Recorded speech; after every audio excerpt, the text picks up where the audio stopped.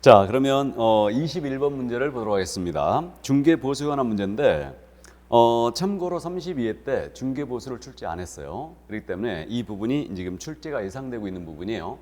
그러니까 이론 하나, 계산 문제 하나, 뭐 요 정도 이제 출제가 되는데 계산 문제를 27회를 마지막으로 여태 안 내고 있어요. 그러니까 계산 문제는 뭐 일단은 연습은 꼭 해둘 필요는 있죠. 그럼 이 이론에 대한 부분인데 옳은 것은 그랬습니다. 그러면 이 중개보수에 대한 한도를 꼭 기억을 해 두시는데 주택에 대한 중개보수의 한도는 국토부령이 정하는 범위 내에서 세부 내용은 시도조례로 정한다 그랬죠.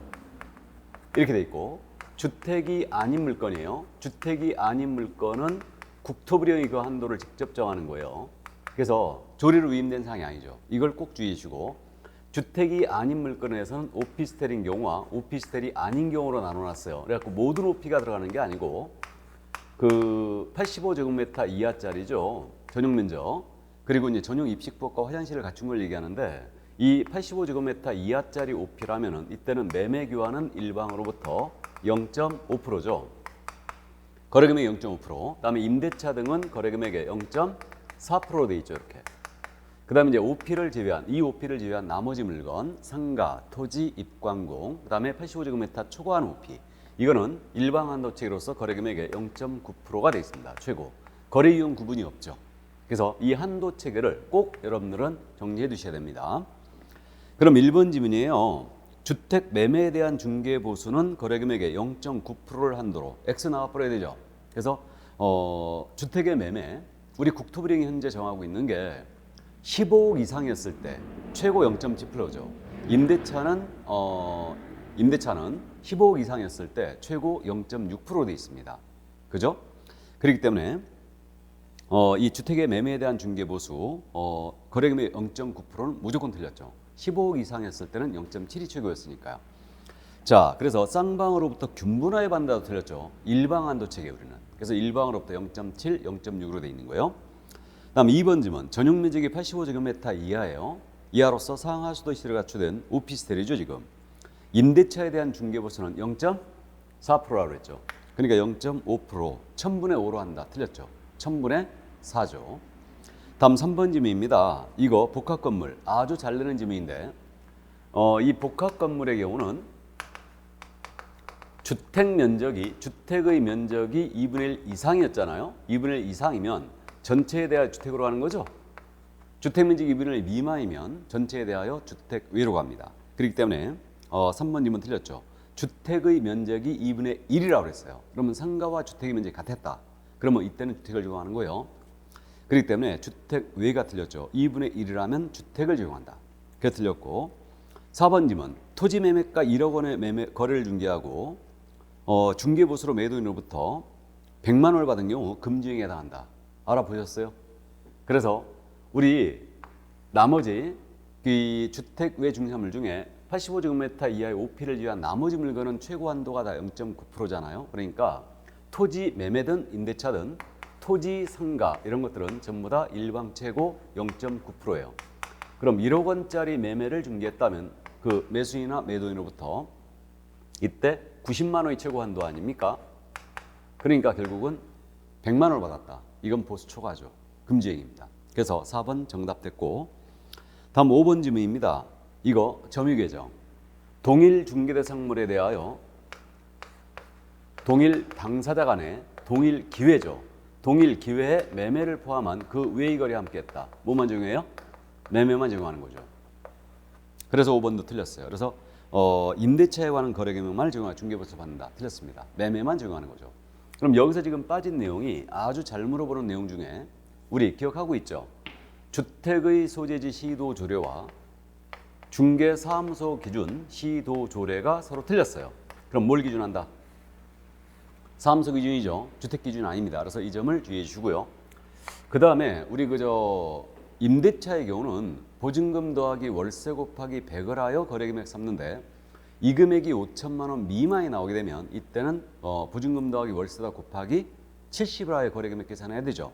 그렇게 돼 있고 그 다음에 중개보수 지급 시기도 아주 잘 물어요. 그러니까 중개보수의 지급 시기는 당사의 약정에 따르되 약정이 없다면 대금 지급이 완료된 날로 하고 있죠. 그러니까 그러니까 그 점도 주의해 주시고요. 자, 그러면 22번 문제로 갑니다. 이제 교육연합 문제로 넘어왔어요. 이 교육도 원래 매번 출제하는 부분인데 32회 시험에서 물론 쉬었습니다. 그러니까 이제 주의를 꼭 해주시는데 누가 어떤 교육을 받아야 되고 교육 시간은 어떻게 되는지 이런 부분을 철저히 숙지하셔야 됩니다.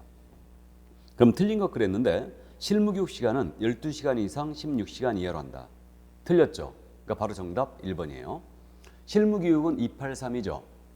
그럼 직무교육은 지금 3, 4시간 아니에요? 직무교육은 연수교육은 12시간 이상 16시간 이하고 실무교육은 28시간 이상 32시간 이하죠.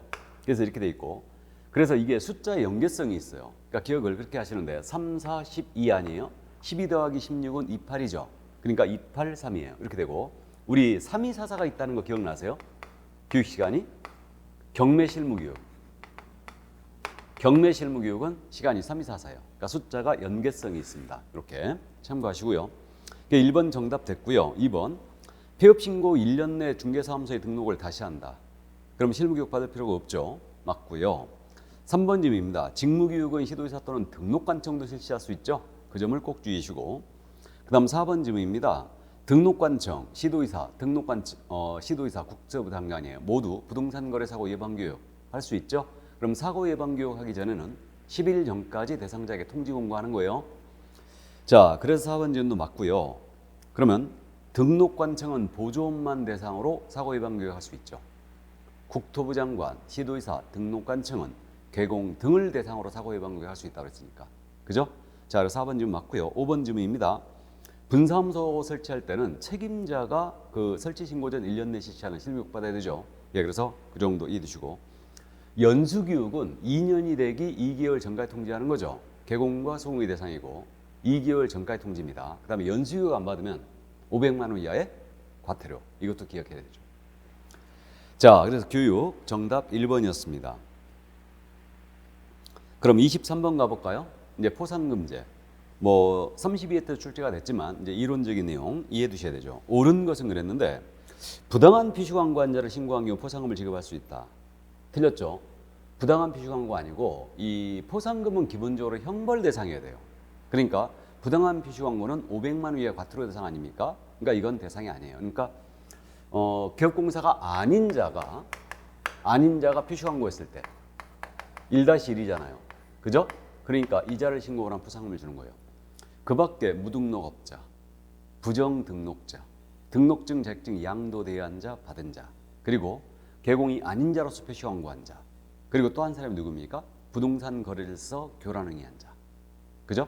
그래서 시세 교란 행위한 자, 다음에 단체 구성하여 중개 제한을 한 자, 특정 개공에 대한 중개 의뢰를 유도한 자, 특정 가격 이하로 중개 의뢰를 하지 아니하도록 한 자, 다음에 시세보다 현저하게 높게 표시 광고하도록 강요한 자, 그다음에 특정 기업공사에 대한 중개 의뢰를 제한한 자, 마지막으로 정당한 개공에 표시 광고 행위를 방해한 자.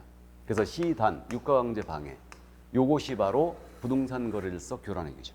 이들을 신고를 하면 포상금을 지급할 수 있죠. 자, 아래 1번 틀렸고요. 2번입니다. 포상금은 해당 신고사건, 고발사건에 대하여 검사가 공소 제기하거나 기소유예 처분이 있어야 되죠. 그러니까 형벌 대상만 되는 거예요. 그래서 2번 정답 됐고요. 3번입니다. 하나의 사건에 대한 2인 이상이 공동을 했어요. 그럼 균분 지급이죠. 약정이 있으면 약정된 대로 지급해요. 그러니까 1인당 50만 원이다. 틀렸죠. 50만 원에서 균분 지급입니다. 그래 틀렸고 4번 질문. 그럼 하나의 사건에 대한 2건 이상의 신고발이 접수했다. 이때는 먼저 신고한 자에게 줘야 되죠. 최초로 신고발한 자에게 포상금을 지급하죠. 그래 틀렸고 5번 질문입니다. 포상금 지급 결정했어요. 그럼 이때는 1월 내주게 돼 있죠. 1월. 그래서 그 정도 주의하시고요. 자, 그래서 우리 법령상 포상금제도 2번이 정답이었습니다. 부동산거래 신고법에서 포상금제가 있죠. 그것도 이제 우리 포상금제와 비교해서 꼭 정리를 해 두실 필요가 있습니다. 자, 그럼 정답 2번이었고요. 그럼 24번 갑니다. 협회에 대한 내용. 물론 이제 한 문제씩 꼬박꼬박 출제하고 있는 부분이죠. 틀린 것은 그랬는데 협회는 법인으로 한다. 그죠? 법인입니다. 비영리 사단법인의 성격을 띠고 있어요. 그래서 우리 법에 협회에 관한 규정이 없다면 민법 중 사단법인 규정을 준용합니다. 2번 질문입니다. 협회는 총회 의결 내용을 지체 없이 국토부 장관 보고하게 돼 있죠. 맞습니다. 지체 없이. 다음 3번 질문. 협회가 지회를 설치했어요. 그러면 등록관청에 신고해야 되죠. 그럼 지부를 설치했을 때는 시도의사에게 신고하는 거예요. 그죠? 그래서 사후신고다. 다음에 협회는 공제사업할 수 있죠? 예, 그래서 맞고요. 5번 질문입니다. 협회 설립 창립총회 계곡 몇 명 출석해야 돼요? 600명 이상이죠. 그러니까 이게 300명 이상 틀렸습니다. 그러므로 5번 정답이 됐는데 정관 작성 발기인수죠. 그래서 정관을 작성하는 발기인수가 300명 이상이 되고 창립총회는 600명 이상이 출석가 돼. 이들은 서울에서만 100명 이상이고 나머지 광역시와 도에서는 각 20명 이상이죠. 이렇게 돼요. 그러니까 300, 600, 120으로 기억합니다. 300, 600, 120 이렇게 배수로 가는 거예요. 자, 그래서 정답 5번이었습니다. 그럼 오늘은 지금 모의고사에서 공제사업에 대한 내용을 안 물어봤지 않습니까? 그래서 이제 공제사업에 대한 내용을 꼼꼼히 정리를 해둘 필요가 있습니다. 자, 그래서 정답 5번이었어요. 그럼 25번 가죠. 이제 행정처분으로 넘어왔습니다. 그래서 이 부분이 여러분들이 조금 어려웠을 수 있어요. 왜? 아직 초창기고 암기가 안 돼 있을 수 있기 때문에. 그죠? 그래서 행정처분 관련한 설명으로 틀린 것을 모든 것은 자, 주의할 점이 지금 박스형 문제에서요. 틀린 것 골라라 꼭 문제를 냅니다. 그렇기 때문에 이걸 옳은 것으로 답을 골라놓고 나면 안 돼요. 그러니까 이제 박스형은 답을 칠 때 반드시 이게 틀린 건지 옳은 건지 한 번쯤 체크하고 꼭 답을 쳐야 됩니다. 그래야 실수를 막을 수 있어요. 작은 실수가 큰 화를 부를 수 있습니다. 자, 그럼 기억 지문이에요. 등록 취소 처분을 받은 자는 중개사무소 등록증 반납해야 되죠? 며칠? 7일 내 등록관청에 반납해야 된다. 맞았죠? 반납 안 하면 100만 원 이하가 과태료예요. 우리는 취소 시에만 반납한다. 정지 시에 반납이 없다는 걸 꼭 주의하시고. 니은 업무정지 처분을 가중처분합니다. 가중나에 처분할 때도 이때도 6개월 초과할 수 없죠? 그러니까 니은은 틀렸어요. 이게. 자, 다음 디귿 지문이에요. 업무정지 처분은 해당 사유가 발생한 날로부터 1년이 된 때는 일어날 수 없다. 1년이 아니고 3년이 지나야부터 하죠. 그래서 이게 업무정지 제척기간 또는 휴라고 부른 건데 디귿짐은 그래서 틀렸습니다. 3년이죠. 그래서 이거 디귿짐은 특히 주의를 요하는데요. 이 업무정지 제척기간 암기하고 있어야 됩니다. 그래서 우리가 지문을 몇 개 암기를 해야 될 지문이 좀 있는데 그거죠. 업무정지 처분은 그 사유가 발생한 날로부터 3년이 경과한 때는 일을 할 수 없다. 이게 이제 업무정지 제척기간 또는 휴라고 부르는 건데 사유 발생이 됐잖아요. 그럼 반드시 주어가 업무정지로 돼 있어야 돼요. 그러니까 이걸 슬쩍 자격정지 같은 걸로 바꾸면 틀렸다는 얘기죠. 주의하셔야 됩니다. 그래서 이 지문 사유 발생이 뜨면 업무정지로 돼 있어야 되고 업무정지로 돼 있다면 뒤에 3년이라고 나와야 되죠. 그래서 지금 디귿 지문은 요거를 바꿔낸 거예요. 1년으로. 그래서 틀린 겁니다. 그러니까 틀린 거 그랬으니까 정답은 4번이 되는 거죠. 그죠? 자, 그래서 정답 4번이었고요. 자, 그럼 26번 갑니다. 필요적 등록 취소 사유가 아닌 거. 필취 사유. 아주 잘 묻고 있죠. 그러니까 필요적 등록 취소는 절대적 등록 취소라고도 부르는 거죠. 8가지. 사북결의 이양정의예요. 그래서 이걸 이제 암기를 꼭 해주셔야 됩니다. 그럼 1번 지문입니다. 결격사에 해당됐다. 필취 맞죠? 다음 2번 지문. 업무정지 기간 중에 중개 업무했다. 필취 맞죠? 다음 3번 지문. 거래금액 등 거래내역을 거짓 기재했다. 주의해야 됩니다. 거짓 기재 이중계약서는 임취죠. 임취고 소공은 자격정지예요. 그래서 이것도 주의해야 돼요. 아주 잘 묻습니다. 다음 4번 지문. 자격정지 받은 소속공사로 하여금 중개 업무를 하겠어요. 너무 과해 보이죠? 확부모 일 좀 시킬 수 있는데. 그래서 이건 필취입니다. 그래서 4번 지문도 필취 맞고요. 그래서 잘 내고 있어요. 5번 지문. 부정한 방법으로 등록했죠. 이때는 필취에 3-3이죠. 그래서 부정노 포상금 대상도 되고 있죠. 그래서 필취 맞습니다. 정답 5번이었어요. 그럼 이중자가 지금 빠졌는데 이중 등록, 이중 소속 필취죠. 이렇게 돼 있고 그러나 이중 사무소는 뭐예요? 임취죠. 임시 시설물 설치 금지와 관련한 거 임취로 되어 있습니다. 그래서 이것도 주의하셔야 되고요. 자, 그래서 필취 사유 꼭 암기해 주시기 바랍니다. 그러니까 정답은 3번이었어요. 자, 그럼 27번 갑니다. 자격 취소 사유로 볼 수 없는 것은 이 자격에 대한 부분은 아주 매번 출제합니다. 특히 이제 자격 정지가 중요한데 아직은 초창기라 자격 취소 가지고 물어봤어요. 그래서 자격 취소는 해야 한다만 있고요. 시도의사, 자격증 교부 시도의사만이 자격 취소권, 정지권을 갖고 있죠. 자격증을 교부한 시도지사만. 그럼 자격 취소는 4가지 아닙니까? 부정한 방법으로 자격을 취득했거나 자격증을 양도 대여를 했거나 또는 뭐 다른 사람에게 성명을 사용하여 업무하겠다 뭐 이런 것들. 그 다음에 그 자격정지 기간 중에 중개 업무를 했거나 자격정지 기간 중에 있는 소공이 이중소속을 했을 때, 그러니까 평상시 이중소속은 자격정지 아니에요. 근데 자격정지 중 이중소속은 업무함과 똑같기 때문에 정지 중 업무는 우리는 무조건 취소죠. 그러니까 이거는 잘 취소해버립니다. 그리고 이 법에 위반했어요. 징역형의 선고를 받았거나 징역형의 집행유예를 받거나 그럼 자격 취소합니다. 이때 주의할 점은 공인인사법 위반 징역이 되죠. 그러니까 우리는 전문 자격증이니까 우리 법 위반 징역 받아야 돼요. 그럼 벌금 갖고는 절대 자격 취소할 수 없고요. 그래서 이걸 갖고 물어본 거예요 지금. 그러면 1번 질문 있잖아요. 중개행에 사용할 인장을 등록하지 않았다. 이거 갖고 자격 취소하면 안 되죠. 자격 정지죠. 이거는. 그럼 2번 부정한 방법으로 자격을 취득했거나 이때는 형벌이 없다는 것도 주의해야 돼요. 부정 취득은 형벌이 없습니다. 자격만 취소합니다. 다음에 자격증 양도대했다. 그럼 자격 취소하고 1-1이죠. 이거는. 다음에 공인사법 위반에 징역형 선고받았다. 자격 취소합니다. 그리고 마지막으로 자격정지 중에 이중소개했다. 그럼 당연히 자격 취소입니다. 업무함과 똑같으니까. 1-1이죠. 이거는 또. 이게 정답 1번이었어요. 자격 정지, 자격 취소 꼭 정리해 두셔야 됩니다. 자, 그러면 27번 1번이 정답이었고 이제 28번으로 갑니다. 자, 그럼 28번 1년 이하 적 등 1,000만 원의 벌금 사유를 지금 물어봤어요. 그래서 1-1 꼭 암기하고 있어야 되죠. 8가지. 압축하면 8가지예요. 1년 이하의 징역 또는 1,000만 원의 벌금인데 제가 암기하는 방법이 있고요. 지금 암기법이 별도로 있으신 분은 그렇게 이제 암기해 주시면 돼요. 그래서 저는 이양사칭 표정 시비 금지로 갑니다. 이게 1년짜리예요. 1년 동안 이양 사칭하는 거 안 되고요. 표정 시비 거는 것도 금지예요. 이건데 이 2가 뭐냐면 이중자에 걸렸다. 다 1년이에요. 이중 등록, 이중 소속, 이중 사무소. 1-1이니까 1이 2중이에요. 그러니까 2중은 1-1이다. 이렇게 되고 양도되어 있죠. 다 1년이죠, 이거. 그럼 등록증, 자격증 양도대여한 자, 양수대여 받은 자 다 1년이고 다른 사람의 성명이나 상호를 사용하여 업무하게 한 자, 한 자 모두 1년이에요. 다음에 사칭자는 2명이 있어요. 공인중개사가 아닌 자가 사칭했거나 개공이 아닌 자가 명칭을 사칭했어요. 자격, 명칭, 사칭 모두 1년이고 다음 표는 개공이 아닌 자가 표시 광고했죠. 그럼 이때는 1-1이고요. 아닌 자 모두 1-1이에요. 그 다음에 이제 정보 관련 사항을 위반한 건데 이건 거래정보사업자가 개공으로부터 의뢰받지 아니한 정보를 공개했거나 의뢰받는 내용과 다르게 공개했거나 차별 공개했을 때 이렇게 되고 임시 중개 시스템을 설치했다든가 다음에 비밀 누설죄에 해당됐다.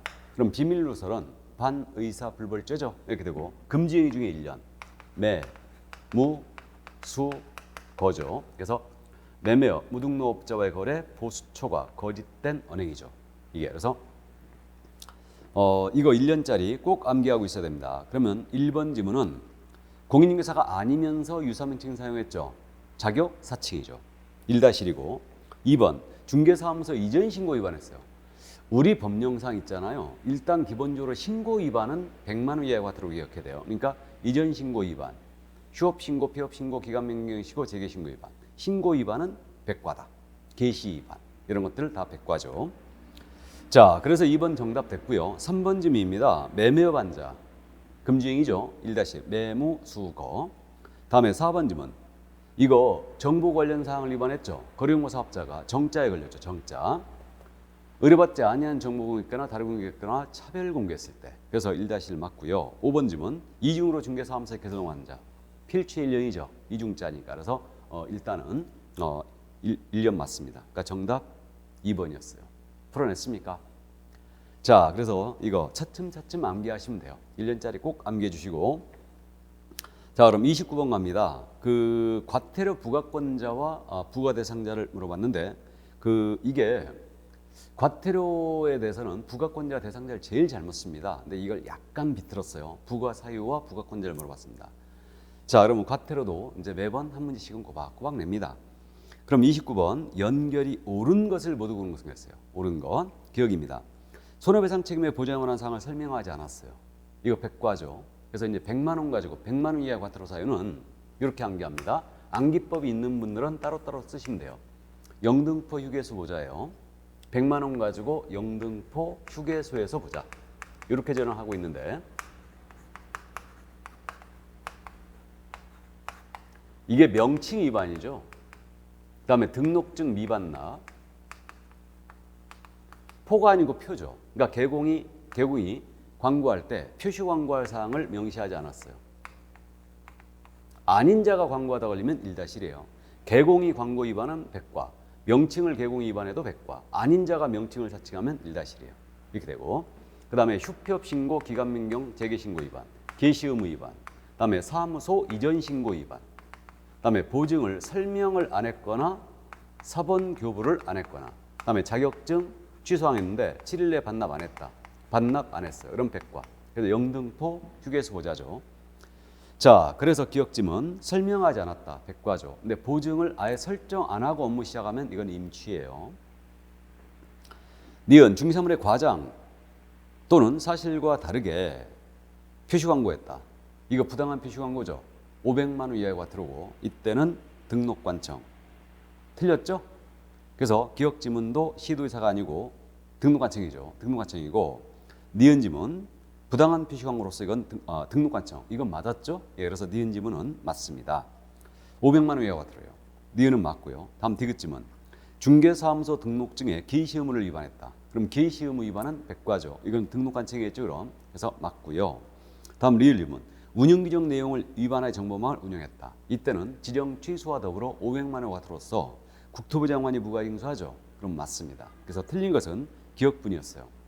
기억은 시도의사가 아니고 등록관청이었죠. 자, 그래서 정답은 니은, 디귿, 리을 5번이죠. 그래서 5번이 정답이었습니다. 자, 여기까지가 공인중개사 법령 파트였어요. 그래서 통상적으로 이 시험에서요, 이 법령 파트, 공인중개사 법령 파트가 약 70%예요. 출제 비중이. 그 다음에 부동산 거래 신고 등에 관한 법령이 있잖아요. 여기서 약 15%로 보시면 돼요. 그럼 여기서 약 6개 정도. 다음에 실무 쪽 있죠. 중개 실무 쪽에서도 약 15%예요. 그러면 여기서 약 6개 정도 보시면 돼요. 그래서 이런 식으로 이제 출제를 현재 하고 있습니다. 그래서 오늘 이 비중에 맞춰서 이제 그 문제가 출제된 거예요. 자, 그럼 30번 문제 갑니다. 부동산 거래 신고 등에 관한 법률. 그래서 여기서부터가 이제 조금 어려워요. 그래서 여러분들이 이 부분, 그러니까 지금서부터 하는 내용에서 득점을 하느냐 못하느냐, 이거에 따라서 우리 과목을 80점 이상 득점하느냐 못하느냐가 판가름 되는 겁니다. 자, 그럼 30번 문제 갑니다. 신고 대상 계약이 아닌 거 정리해야 되죠. 그럼 부동산 거래 신고 대상 계약은 일단 매매다. 그러니까 매매 계약이고요. 물건은 4가지죠. 토지, 건물, 분양권, 입주권이에요. 이렇게 얘기하시고 여기에 8개 법에 따른 공급 계약이 들어가는 거예요. 그러니까 무슨 법에 따른 공급 계약. 최초의 분양 계약이죠. 그러니까 요거는 일단 신고 대상으로 잡으면 돼요. 이거. 자, 그러면 이제 지목이 임야인 토지의 매매 계약 당연히 대상이고 연립주택 매매 계약도 대상이고요. 주택법에 따른 주택의 공급 계약이죠. 그러니까 무슨 법에 따른 공급 계약 대상입니다. 그러니까 법 이름을 꼭 암기할 필요는 없는 걸로 보여요. 자, 그래서 3번 질문 맞고요. 4번. 근데 지상권 설정 계약입니다. 아니죠. 지상권이 거래 규제에 들어가는 게 유일하게 토지 거래 과제예요. 그죠? 예, 그래서 4번 정답 됐고요. 5번입니다. 빈집법이죠. 빈집 및 소규모주택 정비에 관한 특례법에 따른 사업 시행계획 인가로서 입체로 선정된 지위. 이것이 입주권이죠. 입주권에 매매 계약을 했다. 그러면 이제 거래 신고 하셔야 됩니다. 자, 그래서 정답 4번이었고요. 자, 그럼 이제 31번으로 가볼까요? 틀린 것은 그랬는데 그럼 부동산 거래 신고 절차와 관련된 내용이거든요. 그래서 이거는 의무자, 기한, 관할이 어디냐, 신고사항 이걸 제일 잘 물어요. 그래서 그 정도 꼭 정리를 해두시는데 1번입니다. 한국토지택공사예요. 이자가 개인이 이제 매매 계약을 했어요. 그러면 이때는 양 당사자는 공동으로 신고해야 된다. 틀렸죠? 바로 정답이었어요. 국가 등이 일방이었다. 그러면 이때는 국가 등이 신고할 의무가 있죠. 타방에는 신고 의무가 없어요. 중개거래는 개공이 부동산 거래 신고 의무가 있죠. 그죠? 예, 그래서 1번 정답이었습니다. 바로. 그럼 2번 질문입니다. 개공이 계약서를 작성 기업은 개공이 계약 체결일로부터 30일이죠. 계약을 체결한 날로부터 30일 내에 기업공사가 신고해야 되고 당사자에게는 신고 의무가 없어요. 공동중개시는 관여기업이 공동으로 신고해야 되죠. 그래서 맞고요. 3번 질문 있지 않습니까? 이제 신고 사항을 지금 물었는데 실제 거래가가 만약에 6억 이상이었다. 주택이었죠. 그러면 이것을 개인이 매수했다. 그럼 당연히 무조건 자금 조달 계획과 입주 계획 신고해야 돼요. 이렇게 되고요. 투기 과열 지구나 투기 과열 지구라든가 조정 대상 지역이었죠. 조정 대상 지역에 있는 주택을 매수했다. 그럼 이때는 금액에 관계없이 자금 조달 계획과 입주 계획 신고해야 됩니다. 그리고 법인이 주택을 매수했지 않습니까? 그럼 법인이 주택을 매수했을 때는 당연히 금액에 관계없이 무조건 법인은 자금 조달 계획을 신고해야 돼요. 그다음에 이번에 지금 개정한 내용이 그거 아닙니까? 토지. 토지에 대해서 말이에요. 자금 조달 계획을 신고하는 경우가 추가됐는데 수도권 등이에요. 그럼 수도권 등이란 말은 수도권이라는 것은 서울, 경기, 인천이죠. 그다음에 등이란 말이 들어갔잖아요. 그러니까 이 등이란 말에 광역시에 있는 토지, 나아가 세종시에 있는 토지. 그래서 수도권 등은 수도권, 서울, 경기, 인천과 더불어 광역시, 세종시가 들어갑니다. 여기 토지는 1억 이상을 만약에 매수했지 않습니까? 그러면 1억 원 이상의 토지를 매수하게 되면 이때는 자금 조달 이거 계획과 토지의 이용 계획이 신고 들어와야 돼요. 들어와야 되고 만약에 수도권 등에 있는 토지로서 지분 매수했다. 이거는 금액에 관계없어요. 무조건 들어와야 된다. 쪼개서 사는 것을 막기 위해서. 그다음에 이제 요 수도권 외 지역이었어요. 그러니까 이 수도권 등 그 외 지역이죠. 그 외 지역은 실제 거래가가 6억 이상이죠. 6억 이상이었을 때는 자금 조달 계획과 입주 이거 이용 계획을 신고해야 됩니다. 이게 추가된 거예요. 기억해 주셔야 돼요. 그래서 자금 조달 계획 입주 계획을 신고하는 경우가 바로 이거예요. 이게. 자, 그래서 3번 질문 맞고요. 4번 질문입니다. 법인이 국가 등을 제외하고 법인이 주택의 매수자다. 그러면 실제 금액에 관계없죠. 이때는 그 등기 현황, 취득 목적 및 취득 자금 조달 계획을 모두 신고해야 됩니다. 알아보셨어요? 다음 5번 질문입니다. 그럼 매수인이 신고 필증을 받았거든요. 그러면 부동산 등기 특별주법에 의한 계약서의 검인을 받은 것으로 보고 있죠. 이 정도. 그래서 이해를 해 두시고요. 그러니까 중요 지문들이 다 들어갔기 때문에 꼭 주의를 해 주시고요. 신고 의무자, 신고 기한, 다음에 신고 사항 이런 사항들을 꼭 정리해 주시기 바랍니다. 자, 그럼 이제 32번 문제 주택 임대차 계약 신고죠. 그래서 작년 6월 1일서부터 지금 시행되기 시작했어요. 그래서 주택 임대차 계약 신고도요. 신고 대상 계약을 작년에 물었습니다. 작년 시험에서 물었죠. 그러니까 이 부분 꼭 정리해 주시고요. 신고 절차도 꼭 정리하시고 의제되는 것들 꼭 기억해야 돼요. 의제되는 것들. 자, 그럼 틀린 것은 그랬는데 이거 당연히 임대차 계약 신고도 계약 체결한 날부터 30일 내에 해줘야 되죠. 맞고 2번 질문입니다. 이거 주택 임대차 계약 신고부터는 우리 개공한테는 신고 의무가 없죠. 그죠? 그래서 개공사가 계약서를 작성한 경우라 하더라도 개공사에게는 신고 의무가 없습니다. 부동산 거래 신고만 개공한테 직접 의무가 발생돼요. 이게 나머지는 신고 의무가 없어요. 개공한테는. 2번 맞고요. 3번입니다. 신고 필증 지첩시 교부해야 되죠. 그렇기 때문에 틀렸어요. 7일 내에 발급해야 된다. 아닙니다. 지첩시 발급해야 되죠. 자, 그래서 3번 정답이었고요. 그럼 4번 질문 있지 않습니까? 신고 대상 주택인데 어디 있는 주택이냐면 지역 제한은 일단 이렇게 기억하세요. 시에 있는 주택은 무조건 들어갑니다. 그럼 시라는 것은 광역시가 있고 특별시가 있죠. 특별시, 광역시가 있고요. 세종특별자치시가 있어요. 그 다음에 또 일반시가 있죠. 다음 대도시라는 거 알죠. 그래서 뭐 구가 설치된 일반시들, 그러니까 그 시들. 그러니까 시에 있는 것은 무조건 대상이에요. 그러면 대구광역시 달성군에 있다. 그럼 이건 시에 있는 거잖아요. 그러니까 대상입니다. 무조건. 그 다음에 이제 군에 있는 주택은 일단은 광역시와 경기도에 있는 군만 대상이라고 그러는데 사실은 광역시에 들어갔으니까 달성군, 강화군 이런 데들, 인천광역시, 강화군. 그러니까 군은 경기도다. 그리고 이제 광역시가 들어간다 보시면 돼요. 그러니까 시, 군에 있는 주택으로서 일단 얼마를 초과했을 때 보증금이 6천만 원을 초과해요. 이거는 또는 월세가 30만 원을 초과했을 때죠. 그러니까 둘 중에 하나에 걸리면 대상이 되는 겁니다. 그러니까 63으로 기억합니다. 63 빌딩, 63. 그래서 6천만 원, 30만 원 초과했을 때다. 정확하게. 이게 주택임대차 계약 신고 대상이에요. 그러면 거기 4번 지문 있지 않습니까? 서울특별시 소재 주택임대차 계약이에요. 그러면 보증금이 5천만 원이고 월차임이 40만 원인 경우 신고 대상이다. 맞았죠? 63을 초과했잖아요. 서울시 주택은 맞고요.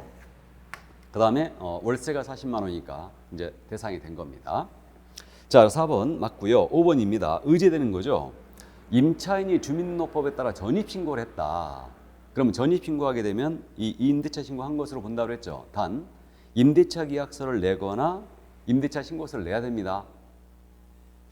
근데 이게 진짜로 의제되는 건지 조금 의심스러워요, 솔직히. 그러니까 뭐 우리는 대학 강의 아니니까 일단은 시험에 대비하는 공부니까 의제되는 거랍니다. 그래서 신고를 한 것으로 본다 그랬죠. 그러니까 규정대로 가자고요.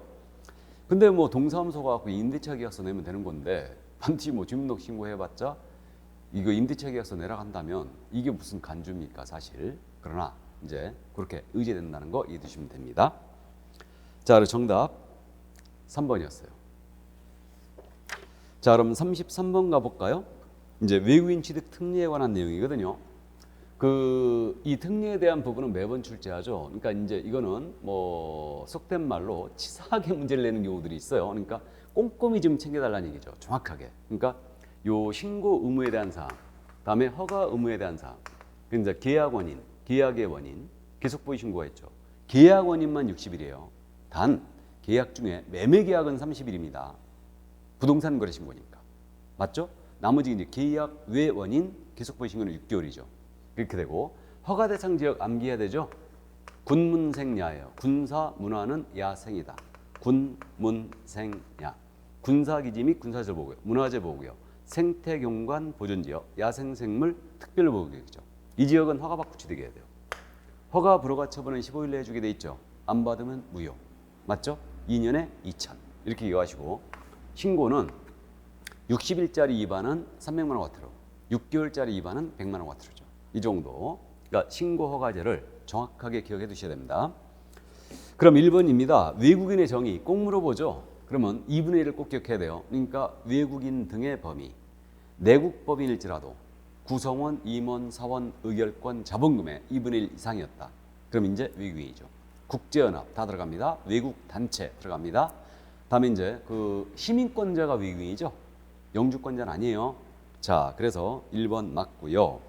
2번 질문입니다. 경매, 계약 외죠.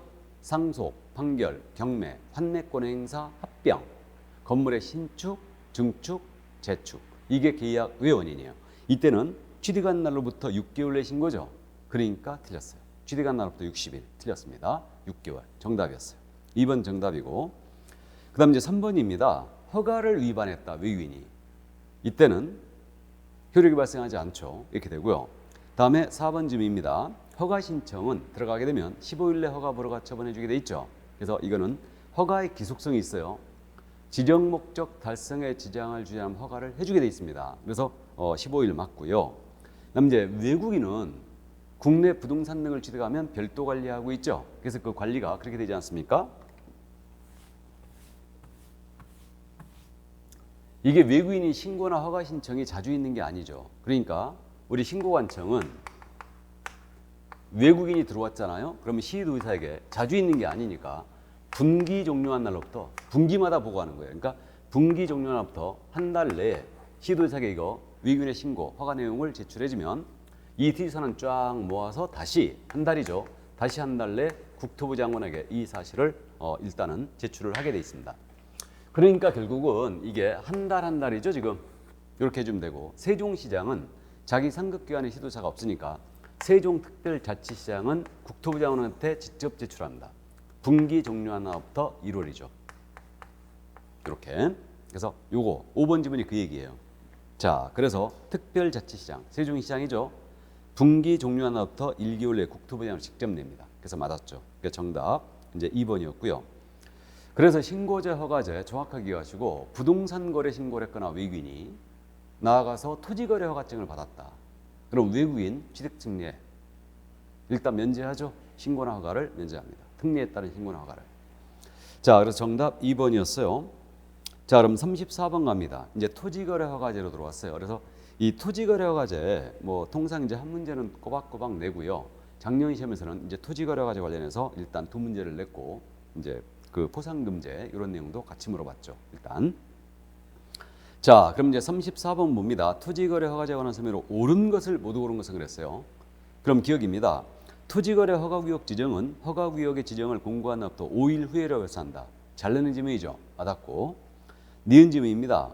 토지거래 허가구역 지정 통지를 받았거든요. 그럼 시군구청장은 이를 7일 이상 공고하는 거죠. 다음에 15일간 일반인이 볼 수 있도록 열람을 하게 해주는 거죠. 그러니까 시군구청장이 7일 이상 공고하고 그 다음에 일반인이 볼 수 있도록 열람을 하게 해주니까 15일간 이거 열람하게 해주는 거예요. 15, 열람이니까 그렇게 얘기해 주시고 맞고요. 그럼 이제 디귿지문이지 않습니까? 이번에 이게 바뀌었죠. 기준면적이 허가가 필요 없는 기준면적. 그래가지고 이 기준면적이라는 게 이번에 바뀌었으니까 일단은 기억을 하시는데 이 면적 이하로 오면 이제 허가를 받을 필요가 없는 거예요. 그래서 이렇게 되는데 이 기준면적이라는 게 도시지역은 이 부분이 바뀌었죠. 도시지역은 주상공록미잖아요. 그러니까 주거지역이죠. 상업지역이고 공업지역이고 녹지지역이고 미지형지역인데 이게 숫자가 주거지역은 60이죠. 상업지역 150이고 그다음에 공업지역 150이고 녹지지역은 200이죠. 그다음에 미지형지역도 60이에요. 그러니까 60, 60, 1515, 200 이렇게 되는데 그러면 이게 이제 공법 시간에 이 숫자들 들어봤어요. 그래서 뭐 분할 금지 면적인가 그게 되죠. 그러니까 이렇게 되고 그러면 요 면적 이하로 왔잖아요. 그럼 허가를 받을 필요가 없죠. 다만 지정권자가 지정을 하면서 이걸 조정할 수 있어요. 그러니까 최소화시킨다면 10%, 최대화시킨다면 300%까지 이 기준 면적을 늘릴 수 있어요. 그래서 이 면적 이하로 오면 허가 받을 필요가 없어요. 그러니까 이 부분이 개정된 부분이니까 꼭 기억을 해둬야 돼요. 그럼 4번 지문 있지 않습니까? 디귿지문. 이게 따로 정함이 없다면 녹지지역이라고 그랬죠. 그럼 이때는 200제곱미터 이하라면 허가를 받을 필요가 없죠. 녹지지역. 그래서 이제 이렇게 되고요. 그럼 이거 기준면적 할 때 도시지역은 용도지역으로 간다는 거예요. 지목과 관련이 없습니다. 근데 도시지역 밖이에요. 도시지역 밖은 기준면적이 기본 250 출발하죠. 250제곱미터 이하라면 허가 받을 필요가 없고 그 다음에 농지는 조금 더 크더라. 그러니까 지목으로 가요. 도시지역 밖은. 그래서 500제곱미터라면 허가 받을 필요가 없고 임야는 지금 대규모로 거래되니까 임야는 1000제곱미터 이하라면 허가 받을 필요가 없는 거죠. 그러니까 도시지역은 배수로 간다. 배수. 250, 500, 1000으로 갑니다. 숫자 이렇게 이해하시고 자 그러면 리을 지문입니다. 토지거래허가 신청할 때는 그 토지취득자금 조달계획서 내야 되죠. 이게 이제 부동산 거래 신고와 차이가 있는 거죠. 그러니까 부동산 거래 신고할 때는 이제 이런 경우들이 이제 냈었는데 토지거래허가 신청할 때는 무조건 취득자금 조달계획서 내게 돼 있습니다. 맞죠? 예, 그래서 리을도 맞았습니다. 그러면 박스 안에 있네요. 모두 다 맞았죠? 그래서 이게 모두가 나오는 경우들이 있는 거예요. 그래갖고 이제 작년 시험에서는 박스를 16개 내면서 모두가 나오는 게 무려 답이 3개나 나왔어요. 모두가 나오는 게. 모두가 나오는 건 답수고 나도 엄청 찝찝하죠? 그죠? 그래서 이제 그 추세에 따라서 모두 이제 한번 내봤습니다. 그래서 5번 정답이었어요.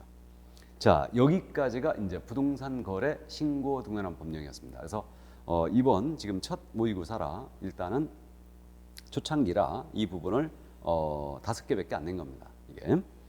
자, 그럼 이제 지금서부터 실무 문제죠. 그럼 이제 35번 확인 설명서 문제가 왔는데 이 실무 쪽에서 분묘기지권과 장사법이 있고요. 농지법도 있어요. 이게 있는데 그거는 이번에 이제 쉬었고요. 그래서 확인 설명서를 지금 꼭 내야 되는데 작년 시험에서도 안 냈어요. 그러니까 올해 출제가 좀 예상되는 부분인데 이 확인 설명서에서 있지 않습니까? 기본 확인 사항이냐 세부 확인 사항이냐 꼭 암기하고 있어야 됩니다. 이거. 그러니까 개공의 기본 확인 사항인지 세부 확인 사항인지. 그럼 우리는 개공의 세부 확인 사항을 암기하고 있잖아요. 그럼 주거용 건축물 서식에서 세부 확인 사항이 뭐냐? 4가지. 실제 권리관계 또는 공시되지 아니한 물건의 권리에 관한 사항란. 그다음에 시설물의 상태란. 그다음에 벽면, 바닥면. 그다음에 도배란 요거. 그다음에 마지막으로 일조 소음 진동 내 환경 조건란이죠. 이것이 세부 확인 사항이에요. 그럼 나머지는 기본으로 기억하시고 중개 보수라는 세부도 아닌 기본도 아닌 중립 지역에 있어요. 중개 보수란. 그러면 이걸 갖고 물었으니까 이거 꼭 기억해야 됩니다. 그럼 권리관계란 기본 맞고요. 2번 비선호시설도 기본 맞죠. 그 다음에 입지 조건도 기본이 맞고요. 그럼 이제 4번 실제 권리관계 공시된 물건의 권리사항란은 세부 확인 사항이죠. 예, 그래서 정답이고요. 5번입니다. 주차장은 입지에 들어가는 거죠. 그래서 입지 조건에 들어가는 거 암기하고 있어야 되죠.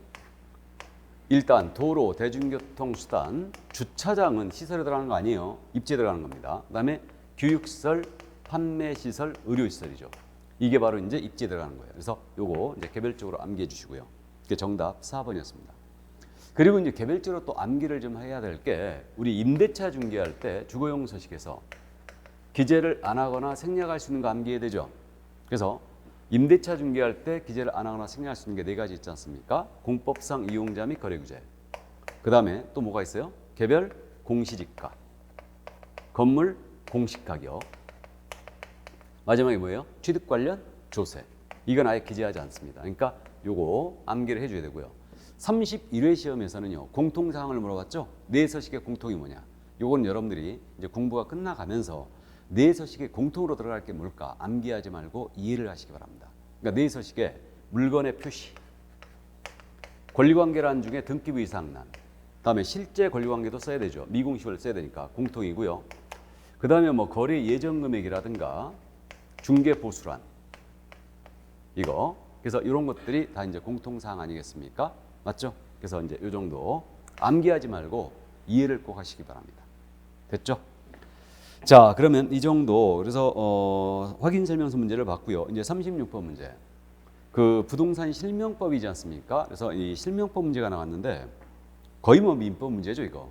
최근에 우리 쪽에서요, 실명법을 너무너무 자주 내는 거예요, 지금. 그래갖고 중간생략형 냈다가 계약명의신탁 냈다가 중간생략형 냈다가 계약명의신탁 냈다가, 그러니까 이렇게 왔다 갔다 지그재그로 계속 내고 있습니다. 그럼 36번 보죠. 이제 신탁자 갑과 수탁자 일간에 명의신탁자를 한 뒤에 신탁자가 수탁자에게 자금을 지원하여 수탁자가 매도인 병 갑과 을 사이에 명의신탁증 사실을 몰랐다고 그랬죠. 매매계약을 체결하여 소유권인가 을의 명의로 격려된 뒤에 을이 정과 매매계약을 체결하고 정이 소유권 등기를 격려하였다. 이에 관한 설명으로 틀린 것은, 자, 일단 케이스가 계약명의신탁을 묻고 있죠, 지금. 계약명의신탁을. 그래서 이게 지금 사례 케이스를 빨리 감을 잡아야 됩니다. 그러면 병이 매도인이었고요. 이자가 선이었어요. 그럼 지금 선의의 계약명의신탁이에요. 그 다음 매수를 을이 했죠.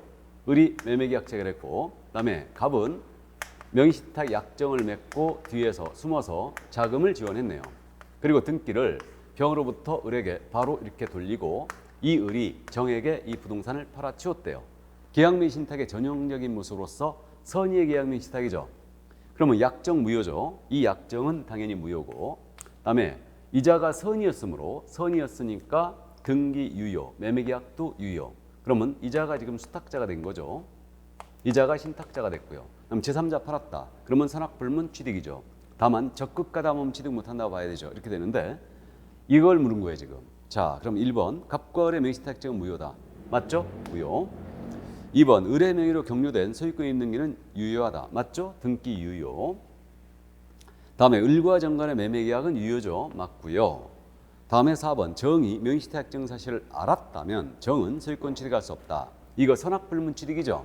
그래서 4번 정답이 된 거예요. 5번 질문. 을은 3년 이하의 적동 1억 원 이하의 벌금에 처한다. 자, 이게 과징금, 이행강제금, 형벌이 있죠. 그러면 신탁자가 바로 이제 과징금 대상이 되고 있고요. 그다음에 과징금 부과했다면 30% 원에서 나가죠. 30% 이내에서.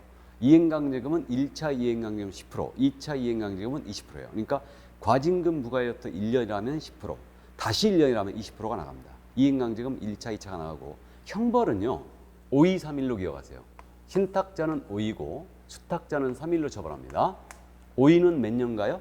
며칠 가요? 3일 가죠. 그러니까 5위는 3일 간다. 신탁자 5년에 2억 이하의 벌금이고 수탁자는 3년에 1억 원 이하의 벌금이에요. 이렇게. 그래서 5번도 맞았죠. 을이 수탁자로서 3일로 처벌합니다. 그게 정답 4번이었어요. 자, 그럼 이 정도 이해해 두시고요. 이제 37번 가볼까요? 역시 주임법, 상임법, 경매, 대리인. 이제 거의 매회 내고 있죠. 자, 그럼 주임법 갑니다. 틀린 것은 그랬는데 1번입니다. 당사자 합의로 계약기간 1년 정했다. 그러면 임차인은 그 기간 유효함을 주장할 수 있다. 맞죠? 이게 주임법, 상임법 문제를 풀 때는요. 임차인지 임대인지 꼭 구분하면서 푸셔야 됩니다. 그러면 임차인, 1년, 2년 미만을 정한 기간에 유예를 주장할 수 있죠. 맞고. 2번 계약갱신 요건 임차인이죠. 1회 하나 행사할 수 있다. 1회만 행사할 수 있죠. 맞죠? 예, 그래서 2번 맞고요.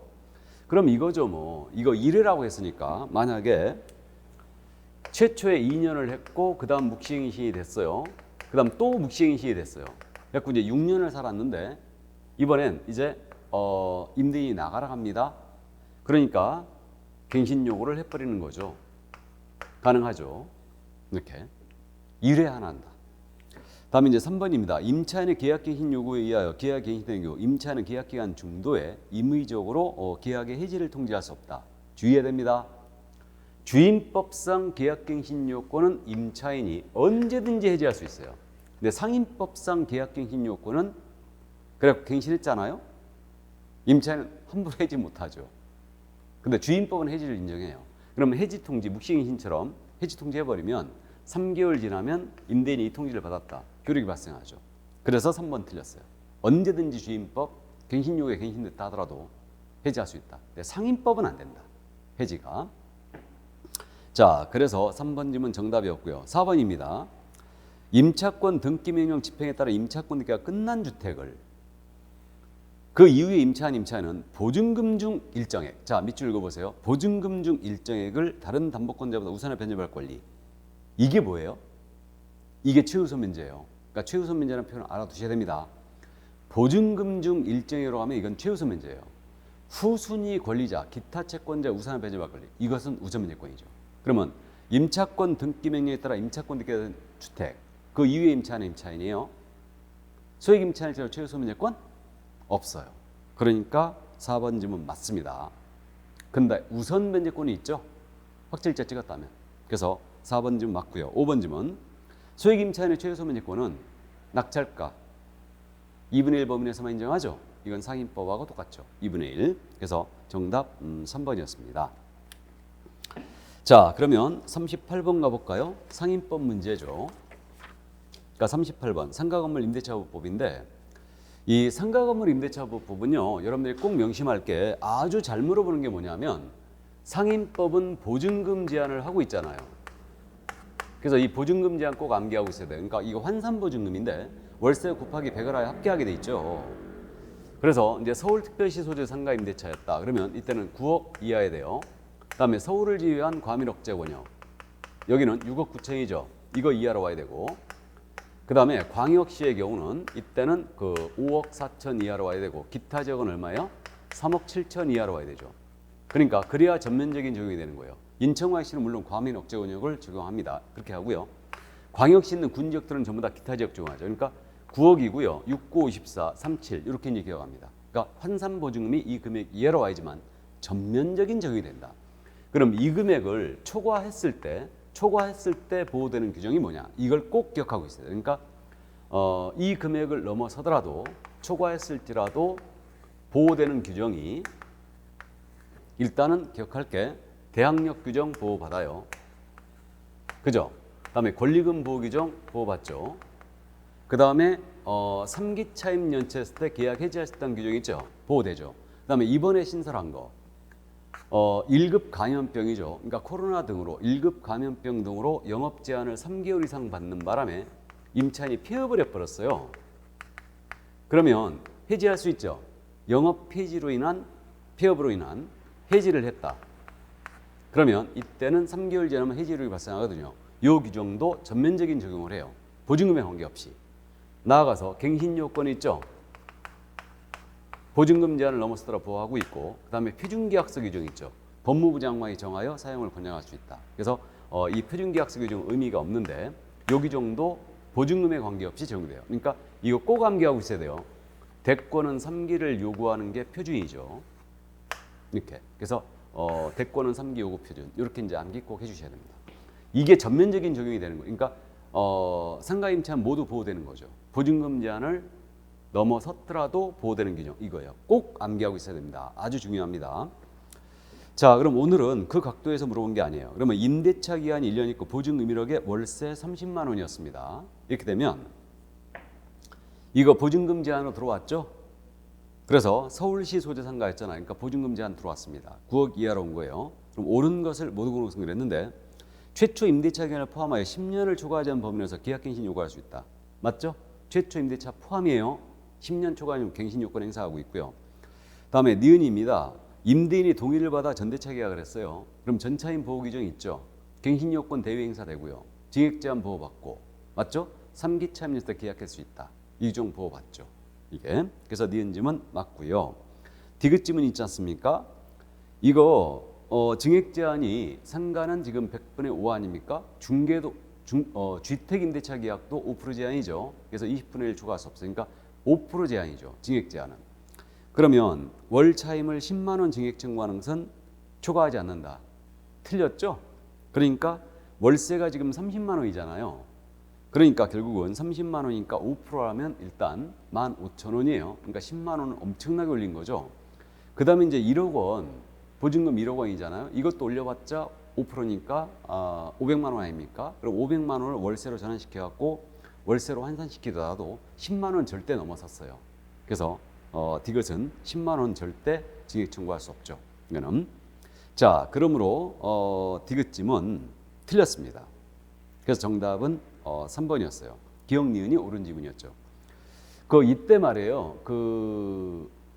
이게 갱신 요건은 보증금 제한을 넘어서더라도 임차인한테 보호한다고 그랬죠. 근데 증액 제한 규정은 보증금 제한을 넘어서면 보호되지 않죠. 그죠? 근데 이거는 이제 증액 제한 들어왔기 때문에 이제 보증금 제한에 들어왔기 때문에 5% 제한을 받고 있는 거예요, 지금. 그러니까 10만 원 증액하는 것은 절대 안 됩니다. 근데 보증금 제한을 넘어섰다. 그러면 증액 제한을 안 받죠. 그죠? 그렇게 돼요, 일단. 기본적으로. 자, 그러면 3번 정답이었습니다. 그럼 39번 가죠. 이제 경매에 관한 내용인데 중요 지문들 오늘 다 나갔죠. 매각 부동산 외의 모든 저당권은 매각으로 소멸한다. 꼭 기억해야 돼요. 모든 저당권, 근저당권 언제나 소멸이에요. 다음 2번. 매수인은 매각 대금을 다 낸 후 소유권 이전기를 촉탁한 때 매각의 목적인 권리를 취득한다. 틀렸죠? 경매 소유권 취득 언제예요? 대금 완납 시. 그래서 틀렸습니다. 2번 정답이고 3번입니다. 차순위 매수신고인의 지위. 꼭 기억해야 되죠. 차순위 매수신고는 최고가 매수신고 금액에서 그 보증금액을 뺀 금액을 넘는 때만 할 수 있죠.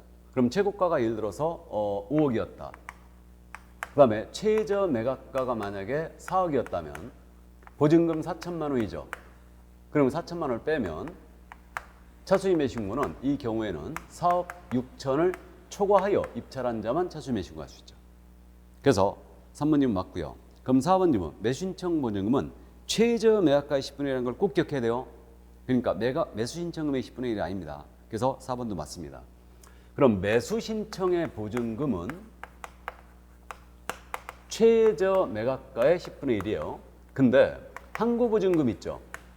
즉시 항고보증금 공탁해야 되는데 매각 결정에 대한 이 허가 결정에 대한 항고보증금 공탁은 역시 이거는 매각 대금의 10분의 1이다. 꼭 기억해야 됩니다. 둘이 틀리죠 지금. 자, 그래서 4번 맞고요. 5번 질문. 재매각 절차. 재매각 절차는 대금 납부 안 했을 때 하는 거죠. 전 매수인, 미납 매수인이죠. 이자는 매수인 청할 수 없죠. 그래서 맞습니다. 정답은 2번이었어요. 꼭 알아야 될 지문들이죠. 이 지문들. 자, 그럼 40번 문제 마지막 문제로 갑니다. 오늘은 매수신청 대리인에 대해서 대리권의 범위만 물어봤습니다. 그러니까 이제 절차 우리 법과 비교하여 꼭 정리해 두셔야 합니다. 그러니까 매수신청 대리인 등록 규칙은 우리 공인사법 내용과 비교해서 정리를 꼭 해주셔야 됩니다. 그럼 대리권의 범위 아주 잘 묻죠 이거. 그럼 이 대리권의 범위는요, 여러분들이 암기하지 말고 이해를 꼭 해야 됩니다. 그러면 갑으로부터 매수신청 대리인 개업공사 A가 위임을 받았어요. 그럼 어디까지 당연 대리권을 행사할 수 있느냐? 이 문제거든요. 이거는 매각 기일에서 벌어지는 절차 있죠? 그러니까 입찰일에 벌어지는 절차.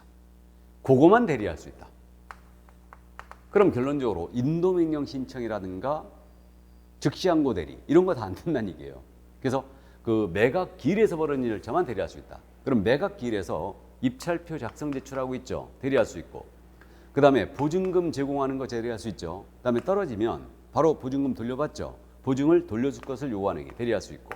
그 다음에 차순위 매수신고도 여기서 벌어지죠. 그러니까 대리할 수 있고, 공유자 우선 매수 신고라든가 구임대주택법상 임차인 우선 매수 신고 이 절차에서 해야 되죠. 그러니까 공유지분 끝날 때까지 공유자는 우선 매수 신고해야 돼요. 그러니까 대리권이 있고, 그다음에 이제 요 공유자가 우선 매수 신고하는 바람에 체육과세냈던 사람은 차수임의 신고일을 보게 되는데 그 지위를 그 자리에서 포기해버릴 수 있어요. 그러니까 그 차수임의 신고의 지위를 포기하는 행위, 대리권이 있죠. 그러니까 매각 기일에서 벌어지는 절차만 대리할 수 있다. 요걸 꼭 이해를 하면 대리권의 범위 쉽게 정리가 됩니다. 그러면 정답 1번이죠. 뭐 인도명령 신청 대리는 저 뒤에서 벌어지잖아요. 그죠? 그래서 공유자 우선 매수 신고, 차수임 매수 신고, 입찰표 작성 제출, 보증을 돌릴 것을 신청하는 행위 전부 다 대리권이 있죠. 매각 기일에서 벌어지고 있어요. 됐습니까? 여기까지. 자, 그래서 모의고사 40번 정답 1번이었고요. 그래서 공인중개사 법령 모의고사 해설 여기까지입니다. 다시 한번 틀린 부분을 체크해 주시고 중요 지문들 많이 나갔을까요? 다시 한번 정리해 주시기 바랍니다. 모의고사하고 고생 많으셨습니다. 자, 그러면 건강들 주의하시고 여러분들의 합격을 꼭 기원드리겠습니다. 수고하셨습니다.